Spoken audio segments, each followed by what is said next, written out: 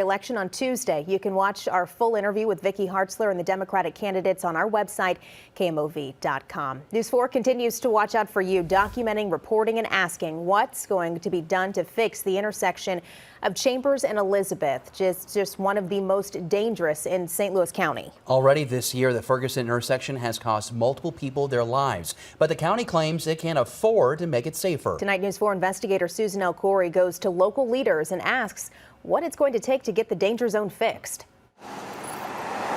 Chambers Road and Elizabeth Avenue. I have to drive by this every single day. The intersection is well known in Ferguson. It's just a constant reminder of the loss. For all the wrong reasons. It's very sad to know that this is where she passed away. Heather Santorsky stands in the spot her daughter Kaylin never walked away from. She just really was a kind soul.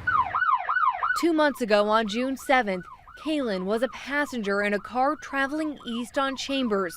Police say the car didn't have the right of way as it took a left onto Elizabeth Ave. They were hit by an oncoming car. The car was all the way over here when I got up the street. Officers believe that caused another crash. In all, there were 4 cars involved, 4 people injured, and Kaylin, who lost her life. How many more people have to lose their life before they do something?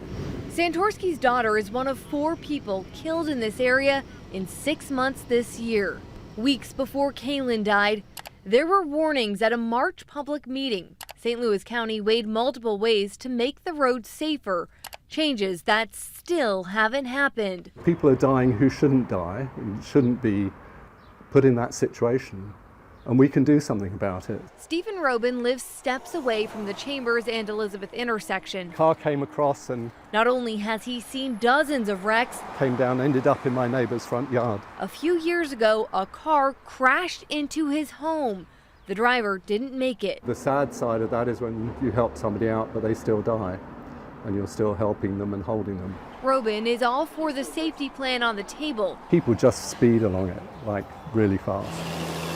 Chambers will go from 4 lanes to 3, 2 for travel and 1 for turning. At the intersection, the light will be replaced with a roundabout. And I think that will make a huge difference because it will slow the traffic down. Those changes will cost around $1.3 million, but the long-running debate is over who's going to pay, St. Louis County or the city of Ferguson. I think it's the county's road, so it's the county's responsibility. Ferguson City Manager Eric Osterberg was hired last year, but says the back and forth has been going on long before his time. He claims in this 2020 traffic study, the county downplays the severity of crashes. The intersection didn't even make the list of high crash locations in the city. We were kind of just told that it wasn't dangerous enough to warrant any changes. Months into his new job, 2 people were killed at Chambers and Elizabeth. Osterberg took matters into his own hands, putting up barriers like these to try and slow down traffic. What was the county's reaction to that? They showed up and took the barriers down. But Osterberg says that move got the county's attention, and that's part of what led to the public meeting in March, where the county presented its safety plan, then asked the city to pay for half the bill, close to $600,000. I don't think it's fair. It's not equitable. We here in Ferguson, we don't get the same attention that other cities within the county get. So we went to St. Louis County's Transportation Department. We concluded that there is, in fact, a public safety issue on this stretch of roadway right now. We asked for the director. They offered spokesman David Rohn. Who does the maintenance? We maintain that road. And is it the county's jurisdiction then? Yes, that is our roadway. So why would the city pay for changes?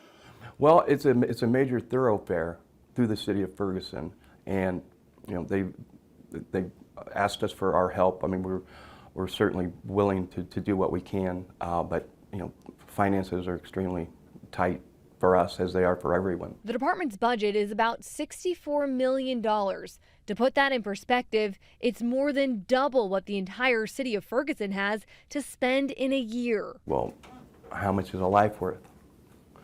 Right? It's like, why don't you just do it? But we don't have $1 million sitting around. That, I mean, it doesn't exist. But the county does have money. Recently, it received $193 million from the American Rescue Act plan known as ARPA, plus funds from the federal infrastructure bill and a cut of the $512 million Rams lawsuit settlement. Why can't any of those funds be used towards this? That would not be an issue that I have any sort of oversight or involvement in. After that interview, News 4 Investigates got this email from the county's transportation department. They reached a deal and will now pay for the majority at more than $1 million. Ferguson will pay the $260,000 balance. We asked if other cities are being tapped to pay for fixes on county roads. In an email to us, the county claims it's fairly common and points to examples like Dorset Road, where Maryland Heights pitched in to pay for improvements. I had this shirt made for a celebration of life that we had here at this intersection. For Heather Santorsky, it's too little too late. She has a 20-month-old son, Micah, who is he looks just like her. Her family paid the highest price. And her son will never get to know her personally. Losing Kaylin. It should be about all those who lost their lives. The county says it'll be years before we see a roundabout at this intersection. The current plan is to start construction at the end of next year and then finish in early 2025. We're talking 3 years out, so obviously a lot of concern about safety in the interim.